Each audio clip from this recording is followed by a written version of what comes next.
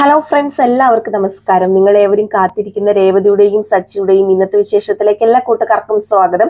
എല്ലാവർക്കും നല്ലൊരു ദിവസം ആശംസിച്ചുകൊണ്ട് തന്നെ നമുക്ക് ഇന്നത്തെ വിശേഷത്തിലേക്ക് കടന്നാലോ. അതിനു മുമ്പായിട്ട് ആരെങ്കിലും നമ്മുടെ ചാനൽ ആദ്യമായിട്ട് കാണുന്നുണ്ടെങ്കിൽ ഒന്ന് സബ്സ്ക്രൈബ് ചെയ്ത് വെക്കണം. അതിനോടൊപ്പം തന്നെ എല്ലാവരും മാക്സിമം ഒരു ലൈക്ക് അടിച്ചിട്ട് വീഡിയോ കാണാൻ വേണ്ടി ശ്രദ്ധിക്കണേ. അപ്പൊ തുടങ്ങുമ്പോൾ തന്നെ നമ്മുടെ രേവതിനെയും രവീന്ദ്രനെയും സച്ചിനെയും ആണ് കാണിക്കുന്നത്. നമ്മുടെ രേവതി രവീന്ദ്രനോട് മാപ്പ് ചോദിക്കുകയാണ് കേട്ടോ. ഏതായാലും രവീന്ദ്രൻ ക്ഷമിക്കുമെന്നറിയാലോ നമുക്ക്. രവീന്ദ്രൻ ക്ഷമിക്കുകയും ചെയ്തു. പക്ഷെ ക്ഷമിക്കാത്ത ഒരാളുണ്ടെങ്കിൽ അത് നമ്മുടെ സച്ചിയൊക്കെയാണ്.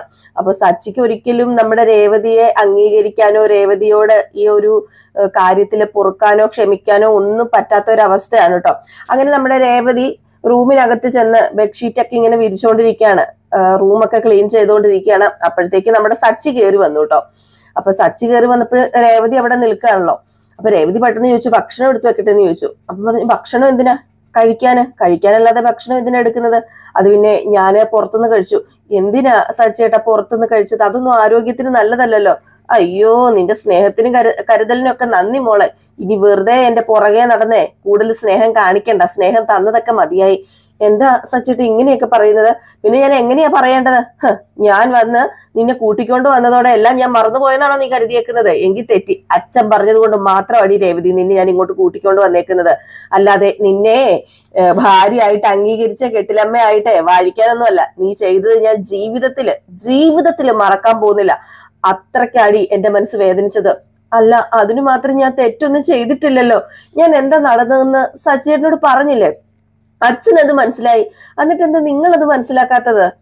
നീ പറയുന്നതേ അതേപടി അച്ഛൻ വിശ്വസിച്ചെന്നാണോ നീ കരുതുന്നത്? എന്നാലേ അങ്ങനെയല്ല. പോട്ടെ എന്ന് പറഞ്ഞ എന്റെ അച്ഛൻ ക്ഷമിച്ചതാ. അത് അദ്ദേഹത്തിന്റെ വലിയ മനസ്സായിട്ട് നീ കണ്ടാ മതി. നീ പറയുന്നതേ ഞാൻ വിശ്വസിക്കില്ല. നീ ചെയ്ത തെറ്റ് ഒരിക്കലും ഞാൻ പൊറുക്കത്തുമില്ല. അല്ല സച്ചേട്ട, എന്താ നടന്നതെന്ന് നിങ്ങൾക്ക് എന്നോട് ചോദിക്കത്തില്ലായിരുന്നോ? നിങ്ങൾ എന്നോട് ചോദിച്ചില്ലെന്ന് മാത്രല്ല, ഞാൻ പറയുന്നതൊന്നും കേൾക്കാനും നിങ്ങൾ നിന്നില്ല.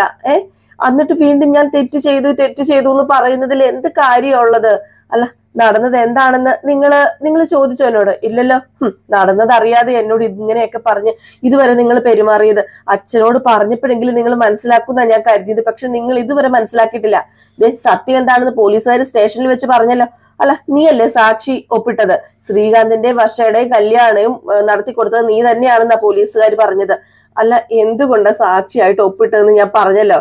അയ്യോ, പിന്നെ നീ ക്ഷേത്രത്തിന് പുറത്തായിരുന്നു കല്യാണം കഴിച്ച് അവരെ വഴക്ക് പറഞ്ഞു എന്നാണ് നീ പറഞ്ഞത്. ആ കല്യാണത്തിന് നിനക്ക് ഇഷ്ടമല്ലായിരുന്നുവെങ്കിൽ ആര് സമ്മർദ്ദം ചെലുത്തിയാലും നീ ഒപ്പിടില്ലായിരുന്നു. പക്ഷെ നീ ഒപ്പിട്ടു. നീ പറയുന്നത് വെറും പച്ചക്കള്ളം. നിന്റെ അറിവോട് കൂടി തന്നെയാണ് ശ്രീകാന്ത് ആ വർഷനെ കല്യാണം കഴിച്ചത്. എനിക്കറിയില്ല സച്ചേട്ട, ഞാൻ എങ്ങനെയാ സച്ചേട്ടനെ പറഞ്ഞു മനസ്സിലാക്കേണ്ടത്? നീ കൂടുതൽ എന്നെ പറഞ്ഞു മനസ്സിലാക്കാനൊന്നും വരണ്ട. എനിക്ക് കാര്യങ്ങളൊക്കെ പിടികിട്ടി. അതുകൊണ്ട് നീ എന്നോട് മിണ്ടാനും നീ ഒന്നിനും വരണ്ട. നിന്നെ കാണുമ്പോഴേ എനിക്ക് ദേഷ്യമാ. നിന്നെ കാണുമ്പോ എനിക്കുണ്ടല്ലോ ഒരു ക്രിമിനലായിട്ടും അതുപോലെ തന്നെ കുടുംബക്കാരോട് സ്നേഹമില്ലാത്തവളായിട്ടും ഒക്കെ എനിക്ക് തോന്നുന്നത്. അതുകൊണ്ട് ഞാൻ പറയുക, ഇനി നമ്മൾ രണ്ടുപേരും ഈ വീട്ടിനകത്ത് രണ്ട് വ്യക്തികൾ മാത്രമായിരിക്കും.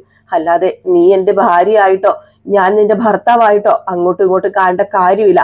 അങ്ങനെ ഉണ്ടെങ്കിൽ മാത്രം ഈ വീട്ടിൽ കഴിയാം. ഇല്ലെങ്കിൽ ഉണ്ടല്ലോ പൊക്കോ, നീ പോകുന്നതുകൊണ്ട് എനിക്ക് ഒരു കുഴപ്പമില്ലെന്ന് പറഞ്ഞു. രേവതി ഇത് കേട്ട് കരഞ്ഞോണ്ട് നിൽക്കുക. അല്ലാതെ രേവതിക്ക് എന്ത് ചെയ്യാൻ പറ്റും? രേവതി അവിടെ ഇരുന്ന് ഇങ്ങനെ കരയാണ് കേട്ടോ ഇതൊക്കെ കേട്ടതും.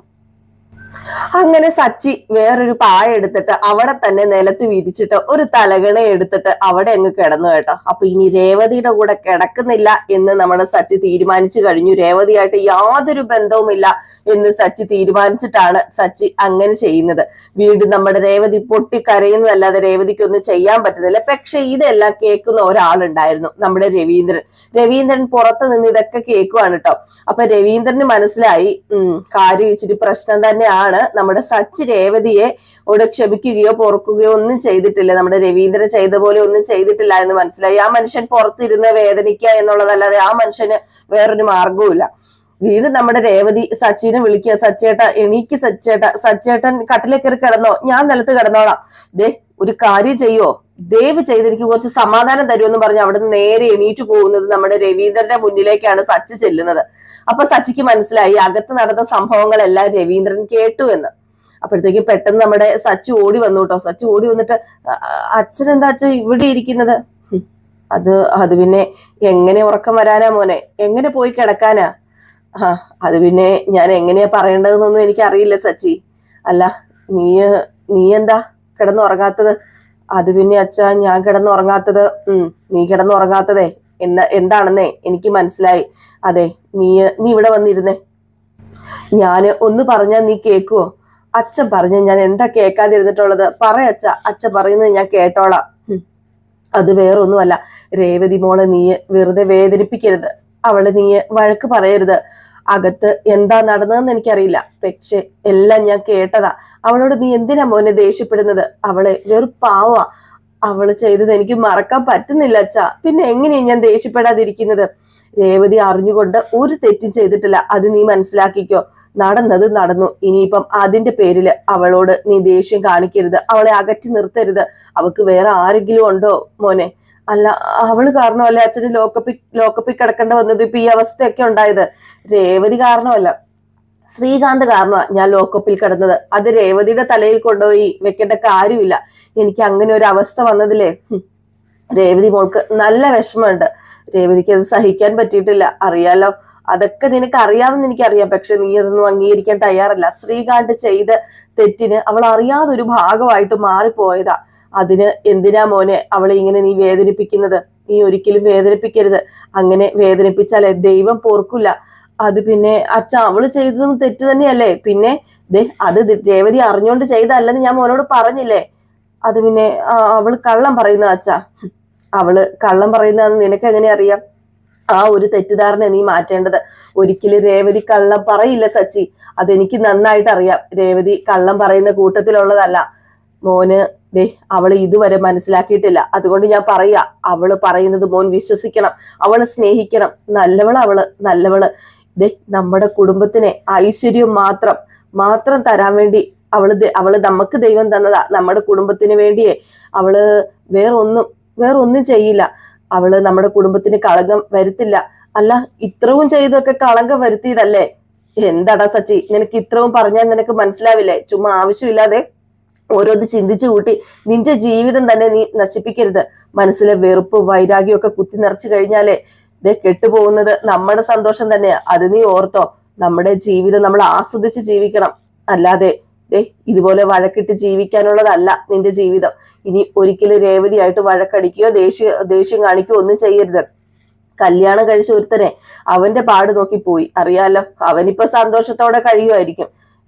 അതിന്റെ പേരും പറഞ്ഞ് ഈ കുടുംബത്തില് തമ്മിത്തല്ലുണ്ടാക്കി വഴക്കുണ്ടാക്കി സമാധാനം കളയേണ്ട കാര്യമുണ്ടോ? നിങ്ങളുടെ ജീവിതം കളയേണ്ട കാര്യമുണ്ടോ?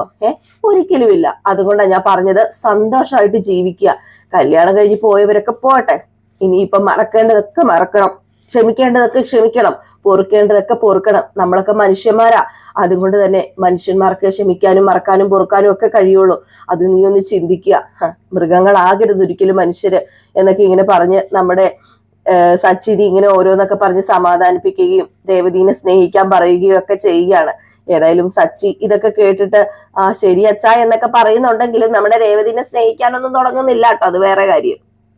പിന്നെ നേരം വെളുത്ത് കഴിഞ്ഞപ്പോഴത്തേക്കും നമ്മുടെ രേവതി ഭക്ഷണമൊക്കെ ഉണ്ടാക്കി വെച്ചിട്ട് നേരെ രവീന്ദ്രൻ ചെന്ന് വിളിക്കുകയാണ്. അച്ചാബ ഭക്ഷണം കഴിക്കാന്ന് പറഞ്ഞോണ്ട്. അപ്പൊ രവീന്ദ്രൻ ഭക്ഷണം കഴിക്കാൻ വേണ്ടി വരികയാണ് കേട്ടോ. അങ്ങനെ ഭക്ഷണം കഴിക്കാൻ വേണ്ടി രവീന്ദ്രൻ വന്നിരുന്നു. അപ്പോഴത്തേക്കുമാണ് നമ്മുടെ ചന്ദ്രമതിയും ശ്രുതിയും കൂടി വിശക്കുന്നുണ്ടല്ലോ, രാവിലെ അവൾ എന്തെങ്കിലും ഉണ്ടാക്കി വെച്ച് കാണും, ബാ മോളെ നമുക്ക് കഴിക്കാം. അവൾ ഏതായാലും ഇവിടെ ഉള്ളത് നന്നായി. അവള് ഇല്ലായിരുന്നെങ്കിലേ ഇതൊക്കെ ഞാൻ ചെയ്യേണ്ടി വന്നേനെ. ഇനി എല്ലാ ജോലിയും അവൾ എടുത്തോളും. ഞാൻ ഫ്രീ ആയി എന്റെ ഈശ്വര. പാപ്പാ നമുക്ക് ഓടിപ്പോയിരുന്നേ കാപ്പി കുടിക്കാന്ന് പറഞ്ഞുകൊണ്ട് നമ്മുടെ ശ്രുതിയും നമ്മുടെ ചന്ദ്രയും കൂടെ ചെന്ന് ഭക്ഷണം കഴിക്കാൻ വേണ്ടി അവിടെ ഇരിക്കാൻ കേട്ടോ. ഏതായാലും ഭക്ഷണം കണ്ടപ്പോ തന്നെ നമ്മുടെ ചന്ദ്രയ്ക്ക് ഭയങ്കര സന്തോഷം. ഇത് പൂരി മസാലയാണല്ലോ, കൊള്ളാന്ന് പറഞ്ഞു. അപ്പൊ ശ്രുതി പറഞ്ഞു, ഇതെന്താ രവതി ചെയ്തു വെച്ചിരിക്കുന്നത്? ഇത് മൊത്തം എണ്ണയല്ലേ? ഇത് എണ്ണയിൽ മുക്കി പൊരിച്ചല്ലേ? ഇതെന്തിനാ ഉണ്ടാക്കി വെച്ചിരിക്കുന്നതെന്ന് ചോദിച്ചു. അപ്പോഴത്തേക്ക് ചന്ദ്ര പെട്ടെന്ന് അതെ ഇത് മൊത്തം എണ്ണയാ. എന്താ ഇത് ഒരു ടിന്ന് എണ്ണ വെച്ച് ഉണ്ടാക്കിയതാണോ എന്നിങ്ങനെ ചോദിച്ചു. അപ്പോഴത്തേക്ക് നമ്മുടെ രേവതി പറഞ്ഞു, ഒരു ടിന്ന് എണ്ണ ചെലവാക്കിയിട്ടുണ്ട്, പക്ഷെ ടിന്നിന് ഈ ഒരു വിരലിന്റെ സൈസേ വരത്തുള്ളൂ. ഓഹോ രേവതി, നീ എന്താ എന്നെ കളിയാക്കുകയാണോ? നീ ഇപ്പൊ എന്തിനടി പൂരി ഉണ്ടാക്കിയത്? പൂരി ഉണ്ടാക്കേണ്ട കാര്യം ഉണ്ടായിരുന്നോ? അപ്പോഴത്തേക്ക് വീണ്ടും നമ്മുടെ ശ്രുതി പറഞ്ഞു, ഇത് കഴിച്ചാലേ കൊളസ്ട്രോൾ കൂടും. ഇത് കഴിച്ചാ അങ്കിളിന്റെ ഹാർട്ട് അറ്റാക്ക് ഒക്കെ വന്നത്. ആദ്യം ശരീരം നോക്കണം, ഫുഡ് ശരിയായിട്ട് കഴിക്കണം. ആ അതെ അതെ അതെ, ശ്രുതിമോള് പറയുന്നത് ശരിയാ. ഇവള് കാരണം ഈ വീട്ടിലെ എല്ലാ കുഴപ്പങ്ങളും ഉണ്ടാവുന്നത്. എടി, നിനക്ക് ഇതൊക്കെ നോക്കിയും കണ്ടും ചെയ്യത്തില്ലേ? ഇപ്പൊ ഈ മനുഷ്യൻ ഹോസ്പിറ്റലിൽ നിന്ന് വന്നതല്ലേ ഉള്ളൂ, വീണ്ടും ഇത്തരം ഭക്ഷണം കൊടുത്തിട്ട് ഹോസ്പിറ്റലിൽ കിടത്താനാണോ നിന്റെ പ്ലാന്? അത് പിന്നെ അച്ഛന് ഞാൻ അന്ന് പൂരിയല്ലല്ലോ കൊടുക്കുന്നത്, അച്ഛന് നല്ല കഞ്ഞി ഉണ്ടാക്കിയിട്ടുണ്ട്, നല്ല ചൂട് കഞ്ഞി. ഇത് കേട്ടോ നമ്മുടെ ചന്ദ്രയും ശ്രുതിയും ഒന്ന് ചമ്മിപ്പോയി കേട്ടോ. അപ്പോഴത്തേക്കും ചന്ദ്ര ഒന്ന് ചമ്മി നാറി വിളറി വെളുത്ത് നിൽക്കുക. ഒരിക്കലും നമ്മുടെ രേവതി കഞ്ഞി ഉണ്ടാക്കും എന്ന ഒരു പ്രതീക്ഷ ഇല്ലായിരുന്നു പുള്ളിക്കാരിക്ക്. പിന്നെ അറിയും ഒന്നും പറയാൻ പറ്റത്തില്ലാത്തൊരവസ്ഥ. അപ്പോഴത്തേക്ക് രവീന്ദ്രൻ പറഞ്ഞു, അതെ ചന്ദ്രേ, എന്റെ കാര്യം എങ്ങനെ നോക്കണമെന്നേ നന്നായിട്ട് എന്റെ മോക്കറിയാം, നീ പഠിപ്പിക്കുകയൊന്നും വേണ്ട എന്നിങ്ങനെ പറഞ്ഞു. അപ്പോഴത്തേക്ക് ശ്രുതി പറഞ്ഞു, അയ്യോ അങ്കിളെ, ഞങ്ങൾ ഇത് കഴിച്ചാലേ ഞങ്ങൾക്കിത് അസുഖം വരുത്തി വെക്കില്ല, കൊളസ്ട്രോൾ കൂടൂലേ, നീ എന്തിനാ ഈ പൂരി തന്നെ ഉണ്ടാക്കുന്നത്, വേറെ എന്തൊക്കെ ഉണ്ടാക്കാം, പുട്ടൊക്കെ ഉണ്ടാക്കത്തില്ലേ? അപ്പോഴത്തേക്ക് രേവതി പറഞ്ഞു, അത് പിന്നെ ഞാന് സച്ചേട്ടന് ഇഷ്ടമുള്ളത് ഉണ്ടാക്കിയതാന്ന് പറഞ്ഞു. ഓഹോ, അപ്പൊ ഈ വീട്ടിൽ അവൻ മാത്രമേ ഉള്ളൂടി, ഞങ്ങൾക്ക് ഇഷ്ടമുള്ളതൊക്കെ നിനക്ക് ഉണ്ടാക്കി തരത്തില്ലേ? അപ്പം രവീന്ദ്രൻ പറഞ്ഞു, പിന്നെ ഇതെന്താ ഹോട്ടലാണോ, നിങ്ങൾക്ക് എല്ലാവർക്കും ഇഷ്ടമുള്ളത് ഉണ്ടാക്കി തരാന്? അവള് രാവിലെ എണീറ്റ് ഭയങ്കര കഷ്ടപ്പെട്ടിട്ട് ഉണ്ടാക്കിയതാ ഇതൊക്കെ. പിന്നെ ഭയങ്കര കഷ്ടപ്പാട്, മല ചുമന്നുകൊണ്ടൊന്നും നടക്കല്ലോ, പൂരി ഉണ്ടാക്കുകയല്ലേ ചെയ്തത്, കരുതി കൂട്ടി തന്നെ ഇവൾ ഇത് ഉണ്ടാക്കിയത്. ഇത് കാണിച്ച് നമ്മള് ഗുണ്ടുപണിയെ പോലെ തടിച്ച് കൊഴുക്കണം, നമ്മള് സ്ലിം ആയിട്ടിരിക്കുന്നതിന്റെ അസൂയ മോളെ ഇത് എന്നിങ്ങനെ ശ്രുതിയോട് പറഞ്ഞു. അപ്പോഴത്തേക്ക് നമ്മുടെ രേവതി പറഞ്ഞു, ദേ ഞാൻ കുറെ ദിവസമായില്ലേ സജ്ജേട്ടന് എന്തെങ്കിലും ഉണ്ടാക്കി കൊടുത്തിട്ട്, അതുകൊണ്ടാണ് ഞാനിത് ഉണ്ടാക്കിയതെന്ന് പറഞ്ഞു. അപ്പൊ സച്ചി വന്നിട്ട് പറഞ്ഞു, അല്ല ഞാൻ നിന്നോട് പറഞ്ഞോടി ഇത് ഉണ്ടാക്കാന്ന് ചോദിച്ചു. ഇത് കേട്ട് നമ്മുടെ രേവതിക്ക് എന്തോ പോലെ ആയി പോയി കേട്ടോ. അപ്പോഴത്തേക്ക് സച്ചി പറഞ്ഞു, ഈ എന്തിനാ ആവശ്യമില്ലാതെ ഇതൊക്കെ ഉണ്ടാക്കിയത്, പെട്ടെന്ന് അങ്ങ് തണുത്ത് കേട്ടോ. രവീന്ദ്രൻ അവിടെ ഇരിക്കാണല്ലോ, രവീന്ദ്രന് വാക്ക് കൊടുത്തിട്ടുണ്ടല്ലോ രേവതിയുടെ വഴക്കുണ്ടാക്കത്തില്ലത്, അതുകൊണ്ടാണ് ഒന്ന് തണുത്തിട്ട് ഇതിന്റെ കാര്യം ഉണ്ടായിരുന്നോ രേവതി എന്നിങ്ങനെ ചോദിച്ചിട്ട് പതുക്കെ രേവതിയുടെ ചെവിയിൽ പറഞ്ഞു, അതെ ഞാൻ ഇന്നലെ നിന്നോട് പറഞ്ഞതല്ലേ എന്നിങ്ങനെ ചോദിച്ചു. അപ്പൊ നമ്മുടെ ചന്ദ്ര ഇതൊക്കെ കണ്ടോണ്ട് നിൽക്കുക. ചന്ദ്ര പറഞ്ഞു, സ്നേഹം കൊണ്ടോ ഒന്നല്ലടാ ഇത് നിനക്ക് ഉണ്ടാക്കി തരുന്നത്, അവള് ചെയ്ത തെറ്റ് നീ പുറത്തില്ലല്ലോ, അതുകൊണ്ട് അവൾ ഇനി നിന്നെ കൊല്ലാൻ നോക്കുക, അതുമല്ല നിനക്ക് ഇഷ്ടപ്പെട്ടതൊക്കെ ഉണ്ടാക്കി തന്നിട്ട് നിന്റെ മനസ്സ് മാറ്റി എടുക്കാൻ നോക്കുന്നതാ. സൊപ്പിങ് കേട്ടിട്ടില്ലേ, സോപ്പിടുന്നതാടാ നിന്നെ ഇവള്. ചെറിയ കുട്ടികൾക്ക് ചോക്ലേറ്റ് ഒക്കെ കൊടുക്കുന്നത് പോലെ നിനക്ക് പൂരി ഉണ്ടാക്കി തന്ന് അവളുടെ വഴിക്ക് കൊണ്ടുവരാൻ ശ്രമിച്ചോണ്ടിരിക്കുക. നീ അത്രേ ഉള്ളൂ, ഒരു പൂരി മസാലയിൽ വീഴുമെന്ന് അവള് കരുതിയേക്കുന്നത്. സച്ചി, നീ വീഴരുത്, നീ പിടിച്ചു നിൽക്കണം, നമ്മുടെ കുടുംബത്തെ ദ്രോഹിച്ചവളാ ഇവള്. അപ്പോഴത്തേക്ക് രേവതി പറഞ്ഞു, അമ്മേ ദേ ഇല്ലാത്ത കാര്യമൊന്നും പറയരുത്, ഞാൻ അങ്ങനെയൊന്നും ഉണ്ടാക്കിയതല്ല, ഇഷ്ടം ഉണ്ടായിട്ട് തന്നെ ഞാൻ ഇത് ഉണ്ടാക്കി കൊടുത്തത്, അല്ലാതെ ആരെയും എനിക്ക് ഇങ്ങനെ വീഴ്ത്തേണ്ട കാര്യമൊന്നുമില്ല. പിന്നെ രാവിലെ ഭക്ഷണം കഴിച്ചു കഴിഞ്ഞിട്ടുണ്ടെങ്കിൽ, നല്ല ഭക്ഷണം കഴിച്ചു കഴിഞ്ഞാൽ അതിന്റെ ഉന്മേഷം ഒരു ദിവസം മുഴുവൻ ഉണ്ടാകും. അപ്പോഴത്തേക്ക് നമ്മുടെ സച്ചി പതുക്കെ വീണ്ടും ചെവി പറഞ്ഞു, അതെ നീന്റെ കൈ കൊണ്ട് ഉണ്ടാക്കിയ ഭക്ഷണം കഴിച്ചാലേ ഉള്ള സന്തോഷം മുഴുവൻ പോയി കിട്ടും, സമാധാനം മുഴുവനും പോയി കിട്ടും, അതുകൊണ്ട് നീ കൂടുതൽ ഇവിടെ കിടന്ന് പ്രസംഗിക്കണ്ട എന്ന് പറഞ്ഞു. അപ്പോഴത്തേക്ക് നമ്മുടെ രവീന്ദ്രൻ ചോദിച്ചു, അല്ല എന്താ സച്ചി നീ രേവതിയോട് പറയുന്നേ? ഒന്നുമില്ല അച്ഛാ, ഞാനൊന്നും പറഞ്ഞതല്ല. അപ്പോഴത്തേക്ക് രേവതി പതുക്കെ പറഞ്ഞു, എന്തിനാ ഇങ്ങനെയൊക്കെ പറയുന്നത്, നിങ്ങൾക്ക് ഇഷ്ടമുള്ളത് കൊണ്ടല്ലേ ഞാൻ ഇതൊക്കെ ഉണ്ടാക്കിയത്, നിങ്ങൾക്ക് ഇഷ്ടമല്ലേ പൂരി മസാലയൊക്കെ? മുമ്പ് എനിക്ക് ഇഷ്ടമായിരുന്നു, പക്ഷെ എനിക്ക് ഇപ്പൊ ഇഷ്ടമല്ല. അപ്പം ഇപ്പൊ പൂരി മാത്രമാണ് ഇഷ്ടമില്ലാത്തത്, അതോ?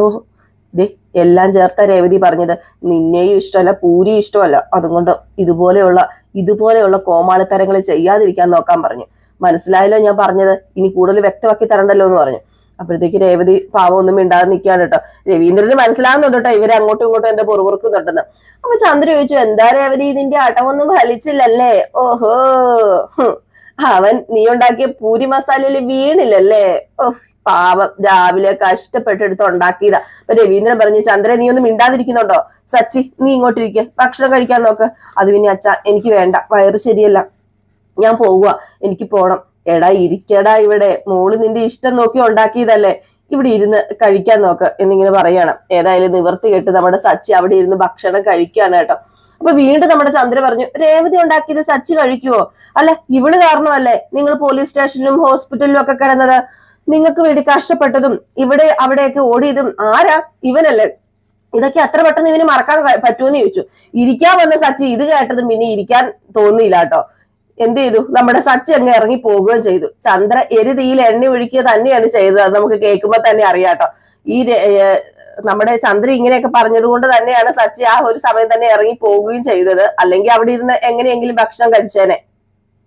ഇതൊക്കെ കഴിഞ്ഞിട്ടാണ് നമ്മുടെ ശ്രുതി വരുന്നത്. ശ്രുതി ആണെങ്കിൽ എല്ലാവരും ഇവിടെ ഇരുന്നിട്ടാണോ എന്നെ വിളിക്കാത്തത്?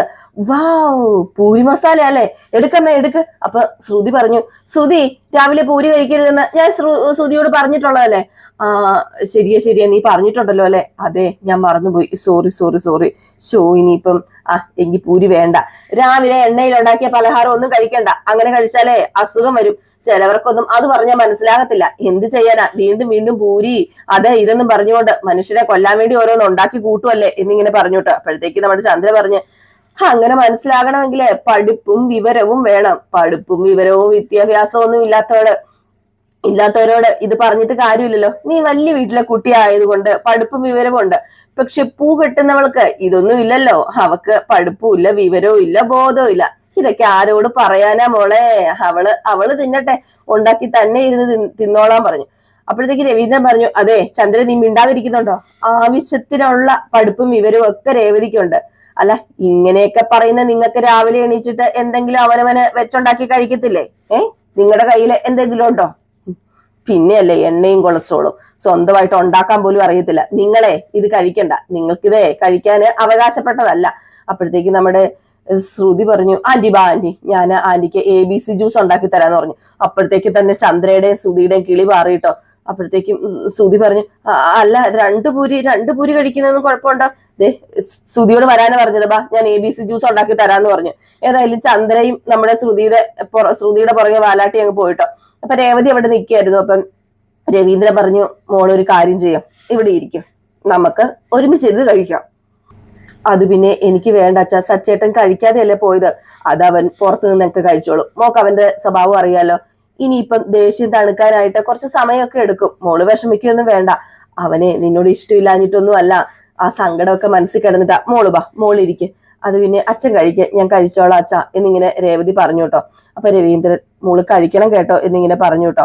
എന്നിട്ട് നമ്മുടെ രവീന്ദ്രൻ എണീറ്റ് പോകാൻ വേണ്ടി തുടങ്ങി. അപ്പോഴത്തേക്ക് രവീന്ദ്രൻ എണീറ്റ് പോകാൻ തുടങ്ങിയപ്പോഴത്തേക്ക് രേവതി ചോദിച്ചു, മതിയോ അച്ഛ, അവിടെ ഇരുന്ന് കഴിക്ക്, വയറ് നിറഞ്ഞു മോളെ, ഇതൊക്കെ മതി എന്ന് പറഞ്ഞിട്ട് അങ്ങ് എണീറ്റ് പോവാണ് കേട്ടോ. നമ്മുടെ രേവതി ആണെങ്കിൽ ഭയങ്കര സങ്കടത്തോടു കൂടി ഇങ്ങനെ നിൽക്കുകയാണ്. അപ്പൊ ഈ ഒരു സീൻ കാണിച്ചിട്ടാണ് ഇന്നത്തെ വിശേഷം അവസാനിക്കുന്നത്. അപ്പൊ എല്ലാവരും കാത്തിരിക്കുക അടുത്ത വിശേഷത്തിനായിട്ട്. അടുത്ത വിശേഷവുമായിട്ട് വരാം. അതുവരെ എല്ലാവർക്കും ടാറ്റാ, ബൈ ബൈ.